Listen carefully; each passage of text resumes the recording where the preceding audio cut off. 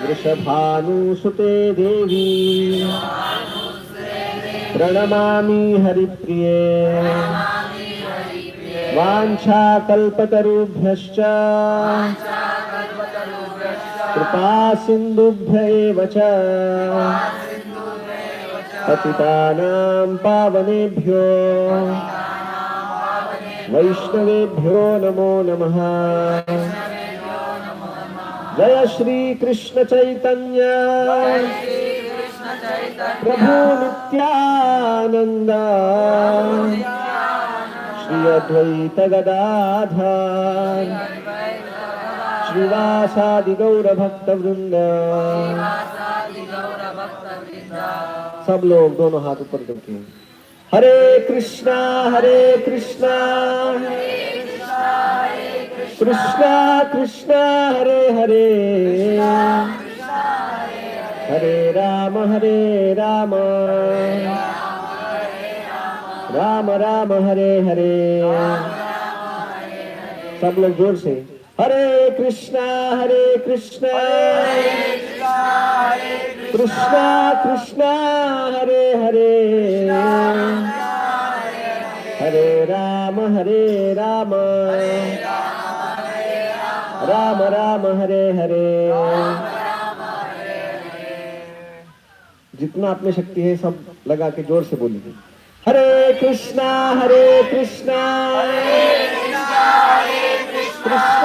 कृष्णा हरे हरे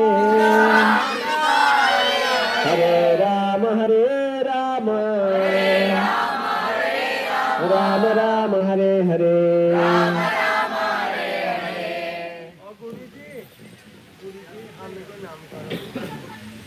कृष्ण नाम करो।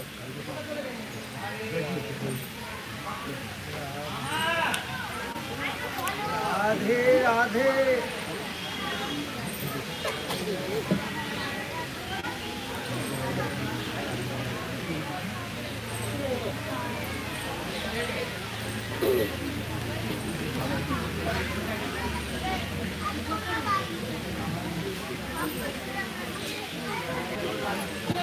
हरे कृष्णा। तो ये बहुत सुंदर अवसर है हम सबके लिए। आज हम यहाँ पे आए हैं बरसाना धाम में। तो यहाँ पे आना देवी देवताओं को भी बहुत दुर्लभ है। जय शचिपुत्र प्रभु की जय। शचिपुत्र प्रभु हमारे जुहू से हैं, बहुत पुराने भक्त हैं और जोर जोर से प्रचार करते हैं विरार के एरिया में। तो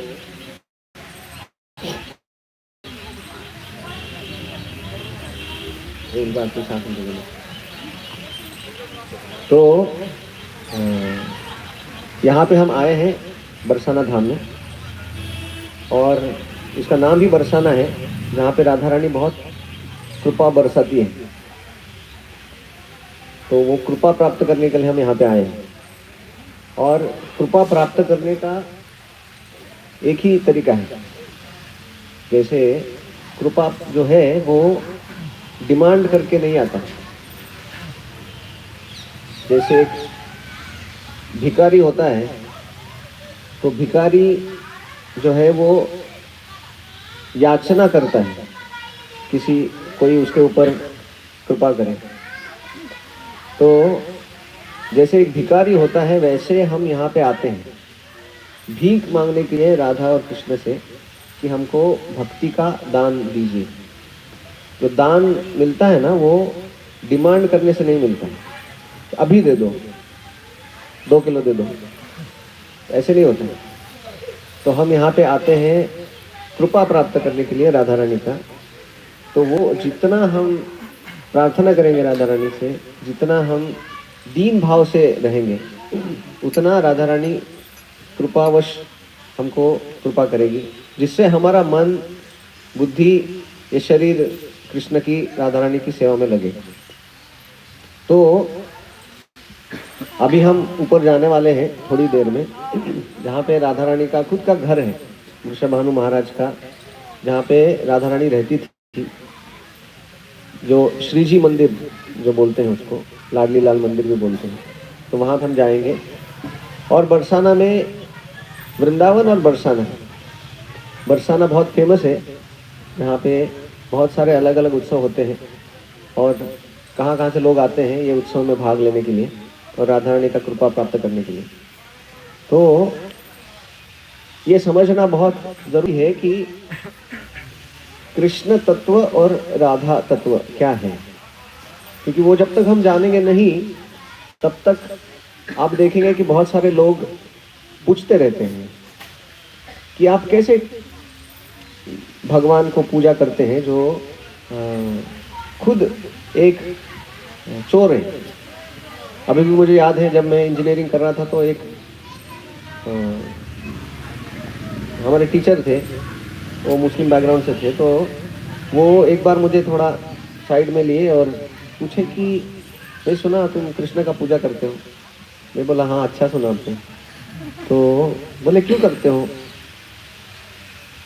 भगवान कभी चोर हो सकते हैं क्या, तो आप चोर का पूजा कर रहे हो। मैं बोला हम ऐसे ही चोर का पूजा करते हैं जो सबके मन को बहुत चोरी कर लेता है उनके चोरी से। आज तक ये दुनिया में ऐसा कोई चोर नहीं हुआ है जिसका मंदिर बना के उसका पूजा किया जाता है, ऐसा होता है कभी? लेकिन भगवान माखन चोर के रूप में पूरे विश्व में प्रसिद्ध है और उनका पूजा होता है, तो कुछ तो फर्क होगा ना, जो सामान्य चोर है और भगवान जब चोरी करते हैं। तो चोरी का ही बात आ गया, तो हमको समझना चाहिए कि भगवान चोर जो होता है ना, वो दूसरे का सामान उठा के लेके जाता है, उसको चोर बोलते हैं। लेकिन ये दुनिया में ऐसा कुछ भी चीज नहीं है जो भगवान का नहीं है, सब चीज तो भगवान का ही है। जैसे भगवान नंद महाराज यशोदा के घर में रहते थे और दूसरे के घर में जाते थे और उनका मक्खन घी चुराते थे, तो मक्खन घी किसका है? भगवान का ही है ना। वो दूसरे के घर में हुआ तो क्या हुआ, पूरा सृष्टि भगवान का है, तो उसमें जितना भी मक्खन है वो सब भगवान का ही है। तो भगवान अपना ही घी अगर ले रहे तो हमको क्या प्रॉब्लम होना चाहिए, है ना? तो ये पहले समझना चाहिए कि भगवान ये पूरे सृष्टि के मालिक हैं, वो कोई सामान्य व्यक्ति नहीं है। जैसे हम देखते हैं, अगर हम किसी होटल में जाते हैं, वहाँ से अगर हम एक गुलाब जामुन खाते हैं तो हमको 10 रुपये देना पड़ता है। लेकिन अगर हमारे सामने ही एक व्यक्ति आता है, 2 गुलाब जामुन खाता है और वो पे नहीं करता है, तो उसको हम क्या बोलेंगे? चोर नहीं, क्योंकि वो वहाँ का मालिक है। वो आप नहीं बोल सकते अरे मुझे मेरे से 10 रुपये लिया, इससे 20 रुपये लेना ही चाहिए अभी तुरंत। तो बोलेगा ये सब दुकान मेरा है, गुलाब जामुन भी मेरे हैं, मैं 1 खाऊँ 10 खाऊँ कोई प्रॉब्लम नहीं। तो वैसे ही जब भगवान यहाँ पे आते हैं, भगवान उनके ही घर में है, भगवान उनके ही चीज़ों को प्राप्त कर रहे हैं। लेकिन जिनको पता नहीं है ये, वो सोचते हैं कि भगवान एक व्यक्ति है, थोड़े इंटेलिजेंट व्यक्ति है या बहुत बड़े व्यक्ति है। वो बड़े व्यक्ति नहीं है, ये दुनिया में छोटा बड़ा होता है। वो इसलिए प्रभुपाद जी उनके पुस्तक में लिखते हैं, कभी कभी भगवान को भी लोग सोचते हैं कि भगवान मतलब थोड़ा ज़्यादा शक्तिशाली, हम 10 किलो 20 किलो उठा सकते हैं। और ये दुनिया में ऐसे बहुत सारे लोग हैं जो 50 किलो 100 किलो 200 किलो भी उठा सकते हैं। लेकिन भगवान ये कंपटीशन में नहीं आते हैं। भगवान क्या उठाते हैं? 20 किलो 50 किलो 200 किलो 300 किलो नहीं उठाते हैं। वो क्या उठाते हैं? गोवर्धन उठाते हैं। तो कौन से ओलंपिक में हो तो भाग ले सकते हैं। तो बाकी सब लोगों का उनके साथ तुलना नहीं किया जा सकता। तो जो भगवान है वो हमारे सोच के परे है, उनका शक्ति उनका कार्य। इसलिए भगवान भगवद गीता में बोलते हैं कि जो उनके कार्य है और उनका जन्म है वो ये दुनिया से परे है।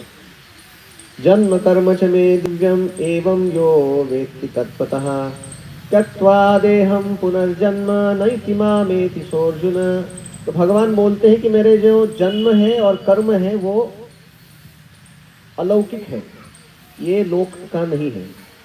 और वो जन्म और कर्म जब हम समझते हैं तो हम भी अलौकिक हो जाते हैं। ये दुनिया में वापस नहीं आना पड़ता है हमको, क्योंकि ये दुनिया में सिर्फ जन्म मृत्यु जरा व्याधि इतना ही है। वो थोड़े थोड़े अलग अलग प्रकार के अलग अलग पैकेज में मिलता है सबको, लेकिन सबको यही मिलता है। तो ऐसे भगवान जो है वो जब लीला करना चाहते हैं, वो आनंद लेना चाहते हैं, तो ऐसे कुछ है ही नहीं ये दुनिया में और ये दुनिया के बाहर जो भगवान में समाविष्ट न हो। सब कुछ भगवान से आता है। तो भगवान जब आदान प्रदान करना चाहते हैं, कुछ लीला करना चाहते हैं, तो किसके साथ करेंगे? तो भगवान अपने आप का विस्तार करते हैं राधा रानी के रूप में। तो राधा रानी और कोई नहीं है, भगवान की कृपा शक्ति है, जो उनकी लादिनी शक्ति है भगवान को प्रेम देने के लिए, भगवान को आनंद देने के लिए। तो भगवान ही शक्ति सेपरेट हो जाता है राधा रानी के रूप में। तो अगर कोई पूछे कि राधा रानी कौन है, तो कौन है वो? भगवान की लादिनी शक्ति है वो, और वो हमेशा भगवान के साथ रहती है। तो भगवान अपने आप को विस्तारित करते हैं श्रीमती राधा रानी के रूप में, ताकि वो अलग अलग प्रकार की लीला कर सके। ये लीला क्यों करते हैं भगवान? ये लीला इसलिए करते हैं ताकि आजकल हम सीरियल में या बड़े बड़े जो मूवी थिएटर में जाते हैं, वहाँ पे क्या देखना चाहते हैं हम? जितना भी ये दुनिया का गंदगी है वो सब देखना चाहते हैं हम। तो भगवान सोचते हैं कि ये लोगों को एक्शन, रोमांस, ये सब बहुत अच्छा लगता है, तो ठीक है, मैं वो सब दूंगा ये बद्ध जीवों को, ताकि ये सब बद्ध जीव आकर्षित हो भगवान की तरफ। तो इसीलिए आप देखेंगे कि रामायण, महाभारत या जितने भी भगवान के अलग अलग अवतार हैं, वो जब आते हैं तो पूरे जनता का मन आकर्षित करते हैं, है ना। जैसे हम देखते हैं कि आपने सुना होगा स्पाइडरमैन, ही मैन, आयरन मैन, लेकिन ये सबके पिता है नरसिंह देव। तो वो हाफ मैन हाफ मैन अर्थ। तो वो जब आते हैं तो बाकी सब लोग चुप हो जाते हैं। तो ऐसे भगवान लीला करते हैं ताकि हम सबका मन वो हरण कर सके। और ये पूरे जीवन का, मनुष्य जीवन का लक्ष्य ये है कि हम अपना मन भगवान को दें। तो आप मेरे पीछे ये दोहराइए, मन मना भव मद भक्तो मद्याजी माम नमस्कुरु मामे वैश्यसि सत्यम ते प्रतिजाने प्रियोषि में। तो भगवान बताते हैं कि अगर कोई अपना मन भगवान को देता है, भगवान को प्रणाम करता है, भगवान का भक्त बनता है, तो भगवान को बहुत प्रिय हो जाता है। और ऐसे भगवान के प्रिय ये दुनिया में वापस लौट के नहीं आते हैं मृत्यु संसार में। तो हम यहाँ पे आते हैं राधा और कृष्ण के जो लीलाएं हैं उनको समझने के लिए कि ये लीलाएं सामान्य जगत की नहीं है। ये जगत में जो प्रेम दिखाई पड़ता है वो प्रेम असली में एक लेन देन है।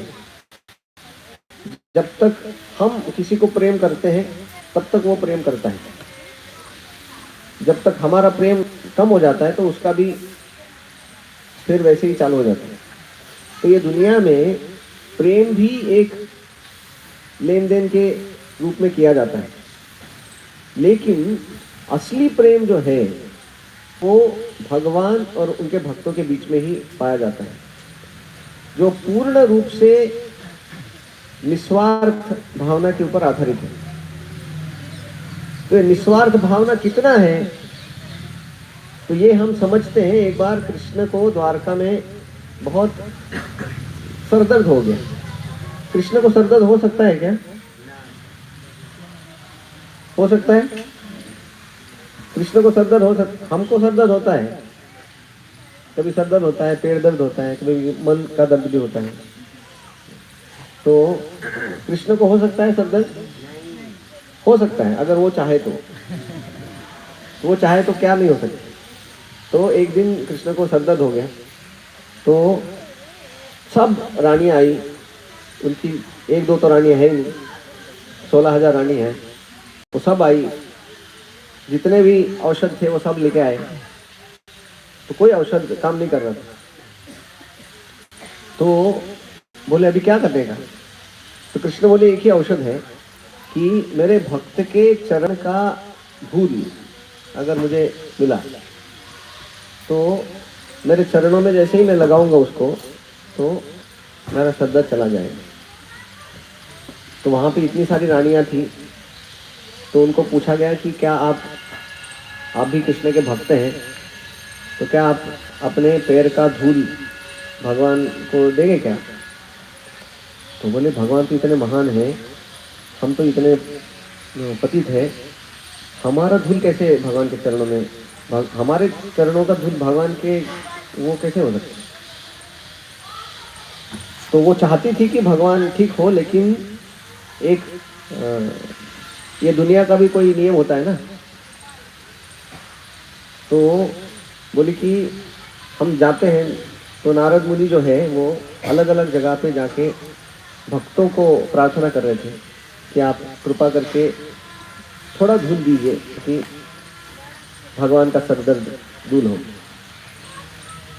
तो गए अलग अलग जगह पे, तो सब जगह पे जहाँ पे गए वो बोल रहे थे कि आप दूसरा हमारा जान मांगो, आप हम जान दे देंगे, धूल ही नहीं दे सकते। ये बहुत बड़ा पाप होगा, भगवान के सर के ऊपर हमारा धूली चला जाए।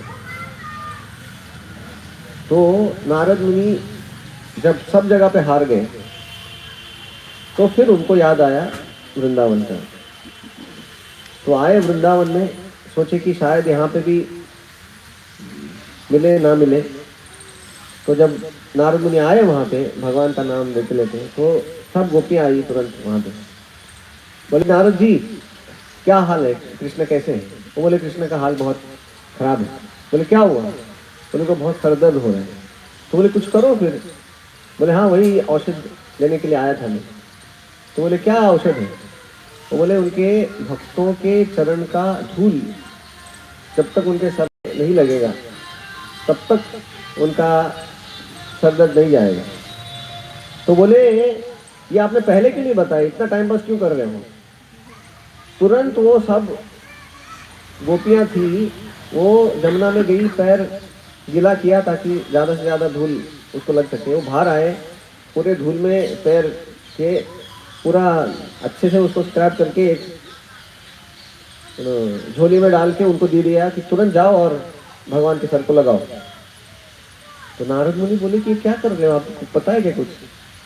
आपका ये चरण का धूल भगवान के माथे पे लगेगा, आपको कितना पाप लगेगा, कितना नरक में जाना पड़ेगा आपको। तो गोपियाँ बोली देखो आप ये बातें बाद में करो, अभी मत, आप पहले भागो यहाँ से। और गोपियाँ एक बोली जो हम सबके लिए बहुत आदरणीय है और उसको स्मरण करना चाहिए। गोपियाँ बोली आप बोल रहे कि ये हमारे चरण का धूल अगर भगवान के माथे पे लगे तो हमको नरक जाना पड़े। तो बोले प्रॉब्लम क्या है? अगर भगवान का सरदर्द एक सेकंड के लिए भी कम करने में हम कामयाब हो गए और उसके लिए हमको करोड़ों करोड़ों साल नरक जाना पड़े तो भी हम तैयार हैं, कोई प्रॉब्लम नहीं। तो नारद मुनि उनका भक्ति देख के इतने भाव विभोर हो गए और वो धूल लेके आए, और जैसे ही वो धूल लगाया भगवान ने, भगवान ठीक हो गए। तो हम देखते हैं कि गोपियों का जो प्रेम है वो किसी भी तरीके से हम देखेंगे तो सर्वोत्तम माना गया है, क्योंकि उसमें ना तो सोशल एटिकेट्स आते हैं, ना तो उसमें कोई पर्सनल एम्बिशन आता है। तो ये सबसे परे है गोपियों का प्रेम। वो सिर्फ और सिर्फ भगवान का खुशी चाहते हैं, उसके लिए अपना जी जान और जो भी कुछ त्याग करना है वो त्याग करने के लिए तैयार रहते हैं। तो ये दुनिया में अगर कोई सबसे बड़े वैरागी, सबसे बड़े विरक्त लोग हो तो वो गोपियां हैं, क्योंकि वो अपना पूरा का पूरा जीवन भगवान के लिए दे दिए हैं। और ऐसे गोपियों में सर्वश्रेष्ठ गोपी है जो भगवान का सबसे करीबी रह के भगवान को प्रेम प्रदान करती है, भगवान को आनंद प्रदान करती है, वो है श्रीमती राधा रानी। तो ऐसे श्रीमती राधा रानी के गांव में हम आए हैं आज यहाँ पे। तो ये कितना बड़ा भगवान का और श्रीमती राधा रानी का कृपा है। तो यहाँ के जो भी कुछ स्थान है उनके बारे में थोड़ा बात करेंगे।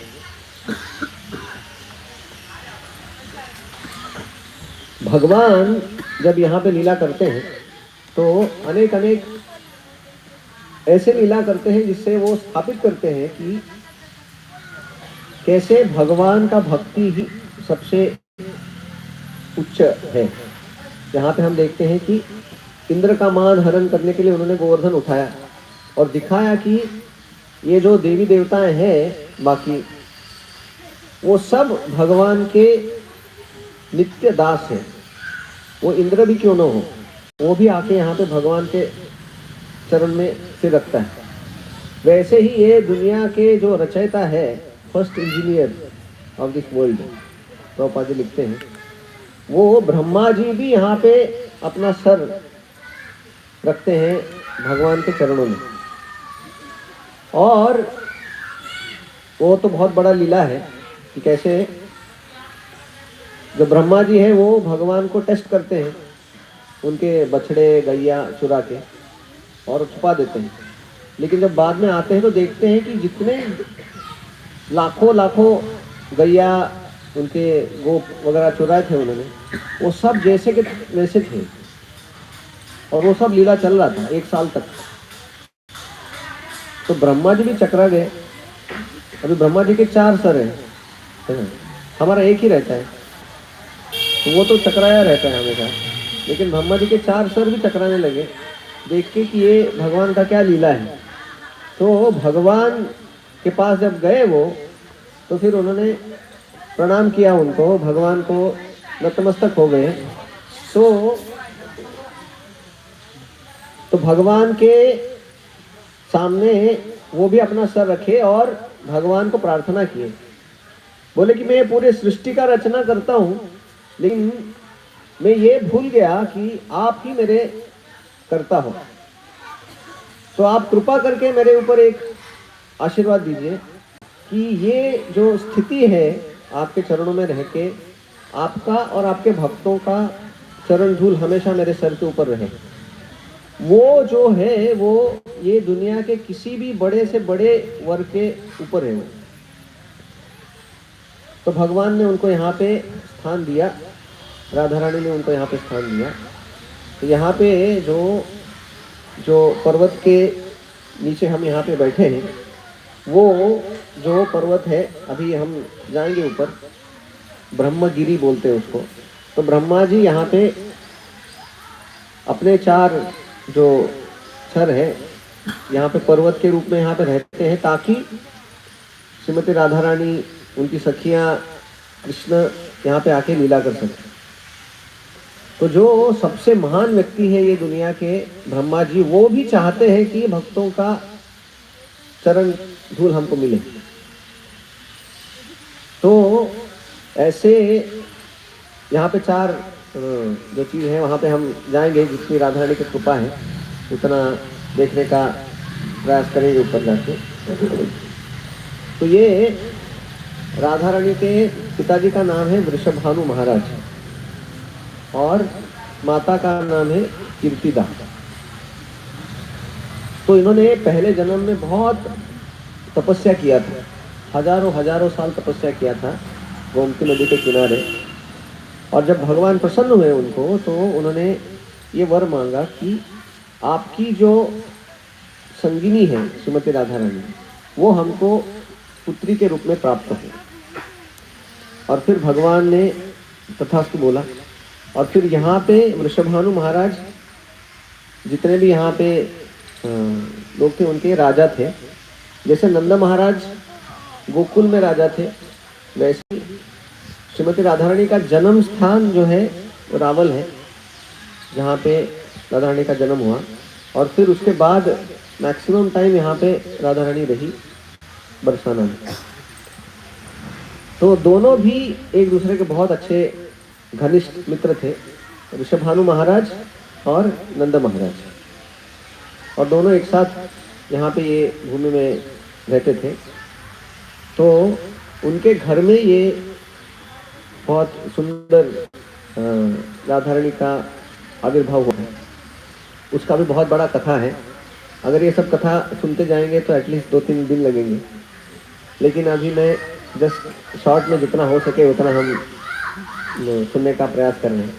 तो वृषभानु महाराज को बहुत साल हो गए, लेकिन उनको भी कोई पुत्र नहीं था, न तो पुत्री थी।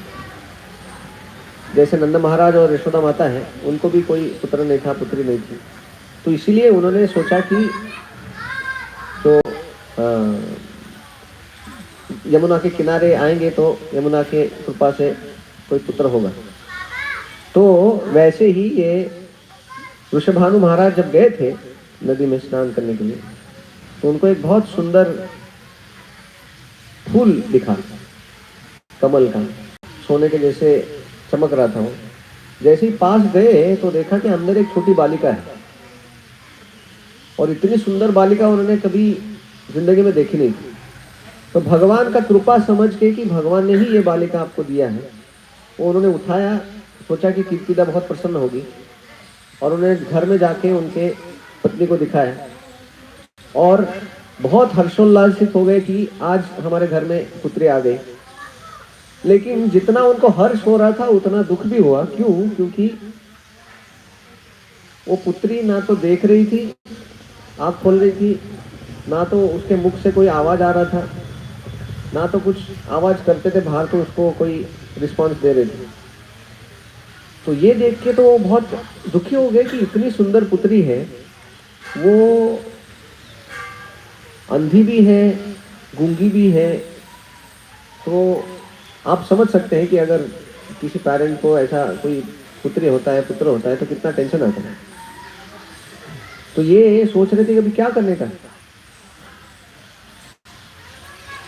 लेकिन जब भगवान कृष्ण, वो भी छोटे थे, एक दिन जब बहुत बड़ा उत्सव था, कीर्तिदा सुंदरी ने वो मनाया था, वृषभानु महाराज ने नंद महाराज, यशोदा महाराज, यशोदा माता को भी बुलाया, और कृष्ण बलराम भी आए। तो कृष्ण, जब सब प्रोग्राम चल रहा था, तो कृष्ण छोटे थे, वो गए अंदर, महल के अंदर, और जहाँ पे राधा रानी छोटी पुत्री है वो सो रही है, उनके पास गए। और जैसे ही कृष्ण पास में आए, जैसे ही कृष्ण देख रहे थे ऊपर से, राधा रानी को पता चला कि अभी मेरे श्याम सुंदर आ गए हैं, अब मैं आंखें खोल सकती हूँ। तो उन्होंने पहली बार आंखें खोल के श्याम सुंदर का दर्शन किया, और अपने कंठ से बहुत मधुर रूप से गाने लगी। तो ये देख के सब लोग वहाँ पे दौड़े दौड़े आए, और देखा कि ये लड़की अभी गूंगी नहीं है, बहरी नहीं है, अंधी भी नहीं है, और भगवान को देखने से, उनके संपर्क में आने से पूरी तरह से वो ठीक होगी। तो इससे हम एक समझ सकते हैं कि भगवान ने हमको जो भी इंद्रियां दी हैं, आंखें हैं, कान हैं, जो भी बुद्धि दिया है, वो समझना चाहिए कि वो भगवान की सेवा के लिए दिया है। अगर ये लेके हम अपना ही सेवा करते रहेंगे या किसी और का सेवा करते रहेंगे, तो फिर जिसने हमको वो दिया है उसका अगर हम सेवा छोड़ देंगे तो फिर क्या होगा? हाँ, तो हम देखते हैं कि अगर समझो आप किसी कंपनी में काम करते हैं, कंपनी ने आपको एक कार दिया है, गाड़ी दिया है, तो कंपनी गाड़ी किस लिए देती है? कंपनी के काम के लिए। लेकिन आप रोज लेट जाते हो कंपनी में और वो गाड़ी घर के सामान खरीदने के लिए यूज करते हैं, सिर्फ बच्चों को छोड़ने के लिए है। तो कंपनी जब देखेगा कि ये गाड़ी आप कंपनी के लिए थोड़ा और बाकी चीज़ों के लिए ज़्यादा यूज करेंगे, तो फिर कंपनी क्या करेगा? और एक गाड़ी देगा। कंपनी जो गाड़ी है वो भी ले लेगा, बोलेगा आप ट्रेन से आओ, गाड़ी की ज़रूरत नहीं हमको। वैसे ही भगवान ने हमको ये इंद्रियां दिया है, तो ये सब इंद्रियां इसलिए दिया है ताकि हम भगवान का सेवा कर सकें। ये आंखें हमको क्यों दिया है? ताकि हम राधा कृष्ण का, उनके मूर्तियों का, विग्रहों का दर्शन कर सकें, बरसाना वृंदावन धाम का दर्शन कर सकें। तो आज हमारे नेत्र है वो सही में इस्तेमाल हो रहे हैं। हरि बोल। तो नेत्रों का सबसे उच्चतम कार्य आज पूर्ण हो रहा है। तो भगवान ने हमको नेत्र दिए हैं आज के दिन के लिए कि आज हम यहाँ पे आके बरसाना का, राधा लाडली लाल का दर्शन कर पाए, वृंदावन में आके ठाकुर जी का दर्शन कर पाए, उसके लिए आंखें दिए। और ये पैर किस लिए दिए हैं? परिक्रमा, डांस करने के लिए। हाँ, तो ये दिए हैं हम ताकि हम यहाँ पे आ सकें, कृष्ण के, राधा रानी के स्थान में आ सके, चैतन्य महाप्रभु के धाम में जा सके। तो ये पैर उसके लिए दिए। तो आज ये पैरों का असली कार्य संपन्न हो रहा है। तो हमारा हर एक अंग, कान हो, आँख हो, नाक हो, वो इसलिए दिया है ताकि हम भगवान को ग्रहण कर सकें, आँखों से देख सके भगवान के विग्रहों को, कानों से भगवान के बारे में सुन सके, भगवान का कीर्तन सुन सके, पैरों से भगवान के धाम में यात्रा कर सके, हाथों से भगवान के भक्तों का सेवा कर सके। तो भगवान ने जो हमको दिया है उसका पूरा पूरा इस्तेमाल करने के लिए हम यहाँ पे आए हैं, मथुरा, वृंदावन, बरसाना धाम यात्रा के लिए। तो यहाँ पे ऊपर बहुत सुंदर मंदिर है, वहाँ पे जब हम जाएंगे तो वहाँ पे भी छोटा छोटा डिस्क्रिप्शन वहाँ पे बताएंगे, वो छोटे छोटे लीलाओं का। तो ये जो स्थान है पीली पोखर, तो आज हम जाने वाले हैं नंदगांव। नंदगांव यहाँ से बहुत दूर है। कितना समय लगता है? 14 किलोमीटर। 40 किलोमीटर। 14 किलोमीटर यहाँ से दूर है, तो आधा घंटा लगता है जब हम बस से जाएंगे। तो वहाँ पे नंदगांव में नंद महाराज यशोदा माता के साथ कृष्ण बलराम रहते थे। और कृष्ण बलराम जब रहते थे वहाँ पे, तो माँ यशोदा इतनी चिंता में रहती थी हमेशा कि कृष्ण बलराम का सेहत हमेशा सही रहे, है ना। जैसे आप देखेंगे कि कोई भी जो माता पिता है वो कितना ख्याल रखते हैं अपने बच्चों का। और यहाँ पे बच्चे कोई दूसरे कोई नहीं है, कौन है? भगवान खुद कृष्ण और बलराम के रूप में है घर में। तो माता पिता को कितना टेंशन होता होगा। तो माता यशोदा हमेशा टेंशन में रहती थी कि कृष्ण का स्वास्थ्य अच्छा रहे, कृष्ण को कोई गाय बैल सिंह न मार दे, कृष्ण बाहर जा रहे तो कोई बंदर उसको कुछ हानि न पहुंचाए, ये इतने सारे असुर आते रहते हैं। तो वो भी चिंता था यशोदा माता का। लेकिन यशोदा माता ने एक दिन एक सुना कि श्रीमती राधा रानी जो है, जो कीर्तिदा माता की पुत्री है, वृषभानु महाराज की पुत्री है, उनको एक बहुत सुंदर वर मिला है। और वो वर किसने दिया है? दुर्वासा मुनि ने। क्योंकि दुर्वासा मुनि को प्रसन्न करना किसी के हाथ में नहीं था, लेकिन राधा रानी ने उनको बहुत प्रसन्न किया था, प्रसाद बना के उनको पका के खिलाने। तो उन्होंने आशीर्वाद दिया था राधा रानी को कि आप जो भी बनाएंगी वो अमृत के समान उसका टेस्ट होगा, और जो भी उसको खाएगा वो कभी बीमार नहीं पड़ेगा, और जो भी उसको खाएगा वो जीवन में सदैव विजयी रहेगा, वो कभी हारेगा नहीं। तो यशोदा माता ने वो जब सुना तो उनको लगा कि ये तो कितना अच्छा है, अगर ये हमारे लाला के लिए अगर रोज खाना बनाएंगे तो कितना अच्छा होगा। लेकिन अभी क्या है कि राधा रानी कोई आम लड़की तो है नहीं, वो भी राजा की बेटी है। अभी उनको नहीं बोल सकते कि आप घर वाली बाई के जैसे हमारे घर में आके सुबह शाम करेंगे क्या प्रसाद। तो वो सोच रही थी कैसे क्या करने का, लेकिन कृष्ण के प्रति उनका प्रेम इतना है कि वो बोले ज़्यादा से ज़्यादा क्या ना बोलेंगे, पूछना तो क्या है, पूछेंगे। तो उन्होंने पूछा कि पिता माता जी को कि क्या हम कृष्ण बलराम को प्रसाद बनाने के लिए राधा रानी आ सकती है क्या, यहाँ से कहाँ, नंदगांव।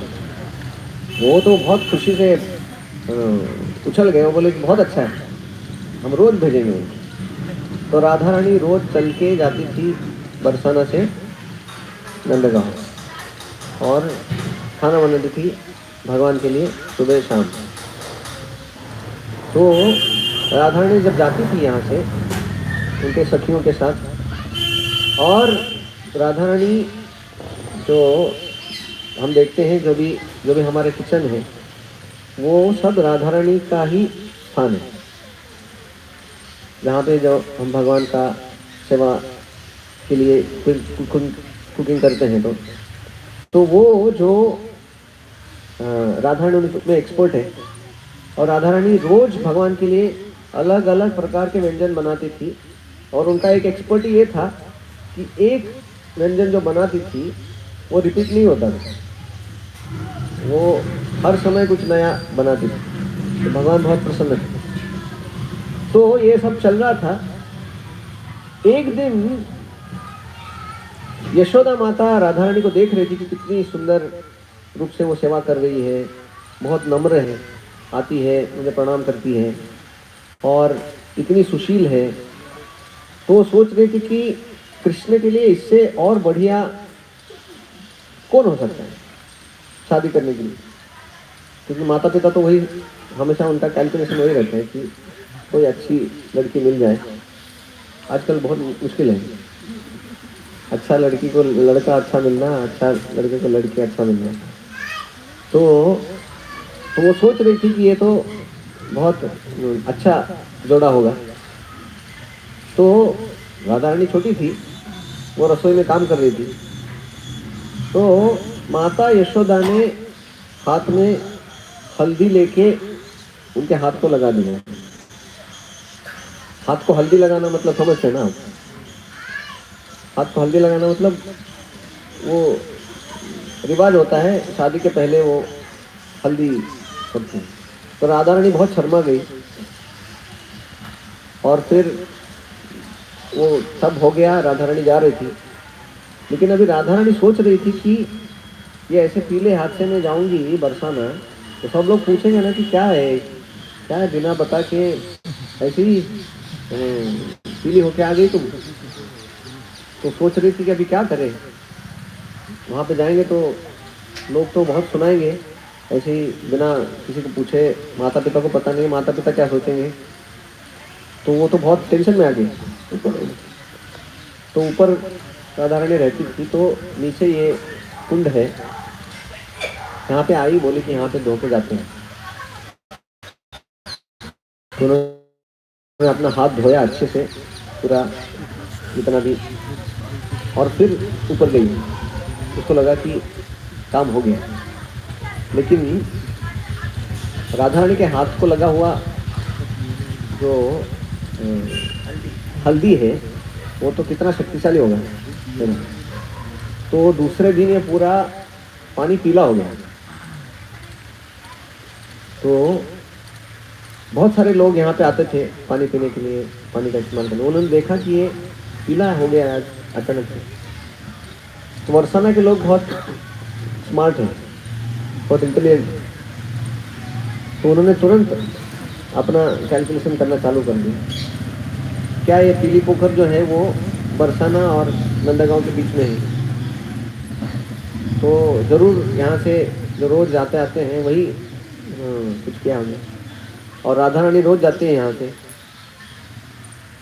तो अगर राधा रानी ने यहाँ पे हाथ धोया होगा तो उनको ज़रूर उनका हाथ पीला होगा। वो पीला कौन कर सकता है? वो माता वहाँ से किया होगा, यशोदा माता ने किया होगा। तो धीरे धीरे ये बात फैल गया यहाँ पे कि यशोदा माता ने राधा रानी को पीला कर दिया गया। तो उस बहुत बड़ा कथा है, आगे जाके वो बहुत सुंदर है, तो सब उसमें नहीं जाएंगे। तो यहाँ पे राधा रानी को हम प्रणाम करते हैं जो ऐसे लीलाएं करती हैं, जो हम सबके मन को आकर्षित करती है। तो ऊपर अभी हम जाएंगे।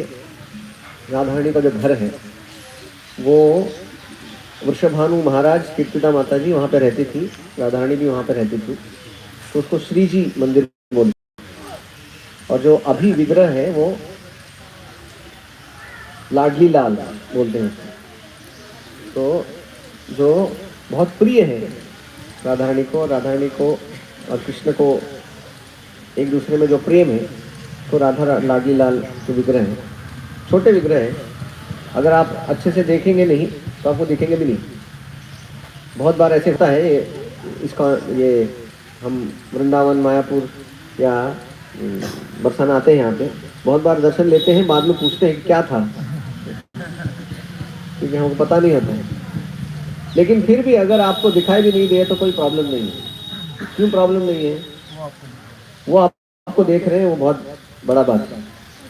क्योंकि हम कृष्ण को कितना देखेंगे, हम राधा रानी को कितना देखेंगे, हमारा क्या वो हिंदी में बोलते औकात क्या है हमारा कि हम कृष्ण और राधा को देखें। लेकिन अगर वो हमारे ऊपर दृष्टिपात करते हैं तो वो हमारे लिए बहुत सौभाग्य है। तो यहाँ पे वृंदावन में ही चंद्र सरोवर के पास में एक बहुत बड़े संत रहते थे। आपने नाम सुना होगा उनका, सूरदास करके, नाम सुना है? तो सूरदास यहाँ पे रहते थे और राधा कृष्ण के बहुत सुंदर सुंदर भजन लिखे हैं उन्होंने। और वो जन्म से अंधे थे, और वो अंधे थे तो जाते थे भगवान के पास और उनको सब दिखाई पड़ता था अपने अंदर। भगवान उनको प्रेरणा देते थे और फिर वो बहुत सुंदर सुंदर काव्य लिखते थे कि आज भगवान का श्रृंगार ऐसे है, भगवान का श्रृंगार ऐसे है। तो एक दिन वो जा रहे थे, बहुत भीड़ था उस दिन, और जब जा रहे थे तो उनको एक व्यक्ति ने पूछा कि आप अंधे हो तो फिर क्यों जा रहे हैं भगवान का दर्शन करने के लिए? तो बोले देखो, मैं दर्शन करने के लिए जा रहा हूँ, मैं नहीं देख सकता भगवान को, लेकिन भगवान तो देख सकते हैं ना मुझे। भगवान तो प्रसन्न होंगे कि आया करके यहाँ पे मेरे सामने कृपा का याचना करने के लिए। तो दर्शन का मतलब है हमको क्या दिखा उसको दर्शन नहीं बोलते हैं। दर्शन मतलब भगवान को हमारा दर्शन होना चाहिए। तो भगवान अगर हमको देख ले कि ये आया है, प्रणाम कर रहा है, भगवान अगर प्रसन्न हो गए तो हमारा जीवन सफल है।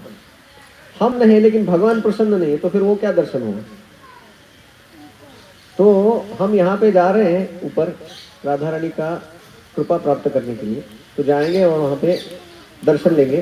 तो ये जो बहुत सुंदर मूर्तियाँ हैं, छोटी मूर्तियाँ हैं, वो मूर्तियाँ कल भी हम देख रहे थे कि भगवान यहाँ पे वृंदावन में जितने भी मूर्तियाँ हुई है 5000 साल पहले, वो कौन से राजा ने बनाई थी?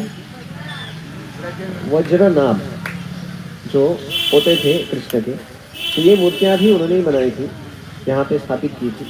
लेकिन ये मूर्तियाँ बाद में विलुप्त हो गई वो खो गई वो मूर्तियाँ हजारों साल के बाद। तो चैतन्य महाप्रभु यहाँ पे आए, उन्होंने अपने 6 जो गोस्वामी थे ये मूर्तियों को ढूंढ रहे थे, तो दूसरे एक वही गोस्वामियों के चैतन्य महाप्रभु के भक्त थे जिनका नाम था नारायण भट्ट गोस्वामी। तो यहाँ पे आके वो बहुत तपस्या किए ताकि ये मूर्तियों को उनको साक्षात्कार हो और कहाँ पे पता चले। तो एक दिन उनके सपने में राधा रानी आई और बोली कि मैं यहाँ पे हूँ कल से, जब हम जाएंगे ऊपर तो वो स्थान भी है जहाँ पे वो मूर्तियाँ मिली थी नारायण भट्ट गोस्वामी को। और फिर वहाँ पे गए और वो मूर्तियों को उठाया उन्होंने पूरे जमीन खोद कर, और फिर वहाँ पे उन्होंने स्थापना किया। और बहुत सुंदर ये जो मंदिर है, तो राजा तोरड़मल तो अकबर के दरबार में था, तो उन्होंने वो बहुत सुंदर मंदिर बनाया था कई सैकड़ों साल पहले। तो आज ये बरसाना में हम आते हैं और ये जो अलग अलग दर्शन हैं, हम जाएंगे तो वहाँ के जितने भी पास टाइम है वो देखेंगे हम। तो आज का जो ये मंदिर हमको दिख रहा है वो ओरछा के राजा उन्होंने 1675 में बनाया। तो ये मंदिर का पुनर्निर्माण होता रहता है। तो आज का जो है वो ओरछा के राजा हैं, उन्होंने जो बनाया था वो हम देख रहे हैं। तो अभी हम कीर्तन करेंगे और राधा रानी को प्रार्थना करेंगे कि हम ऊपर जा रहे हैं अभी। हाँ, ऊपर जाने से हाँ, तो मैं भूल गया था, तो माता जी याद दिला रही है मुझे कि प्रसाद का समय हो रहा है। तो प्रसाद हम जरूर लेंगे, लेकिन प्रसाद असली प्रसाद क्या है पता है? असली प्रसाद है भगवान का और राधा रानी का कृपा। वो अगर हमको मिल गया ना तो बाकी सब प्रसाद हम भूल जाएंगे। तो यहाँ पे जब हम आए हैं तो कैसा है कि जितना हम तपस्या करेंगे उतना राधा रानी प्रसन्न होंगे। तो यहाँ पे चलते वक्त अगर आपको पैर दुख रहे हैं और वो दुखने के बाद भी आप चल रही है तो राधा रानी बहुत प्रसन्न होंगे, आपको बहुत आशीर्वाद मिलेगा। तो वैसे ही आप चिंता मत कीजिए, प्रसाद है, प्रसाद नहीं है इसलिए नहीं बोल रहा मैं। प्रसाद मिलेगा, सबको मिलेगा, पूरा मिलेगा। वो प्रसाद लेके ही ऊपर जाएंगे। तो उससे पहले हम 2 मिनट कीर्तन करते हैं और फिर प्रसाद लेते हैं। हाँ, चंद्र सरोवर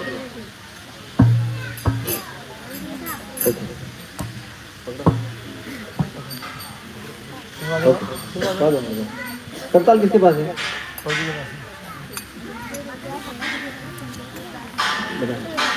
करताल करताल करताल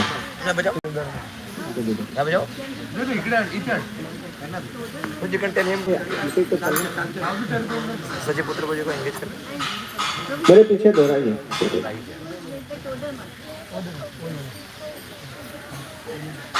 जय जय राधे जय जय श्याम, जय जय श्री वृंदावन धाम। जय जय राधे जय जय श्याम, जय जय श्री वृंदावन धाम।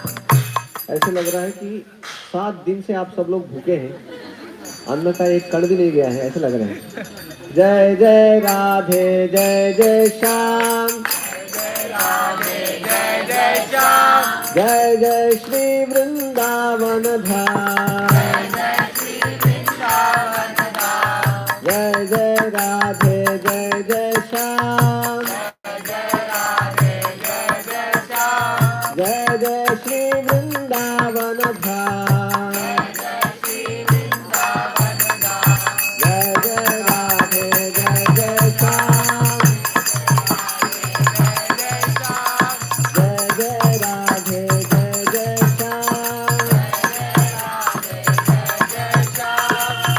जय श्री वृंदावन धाम।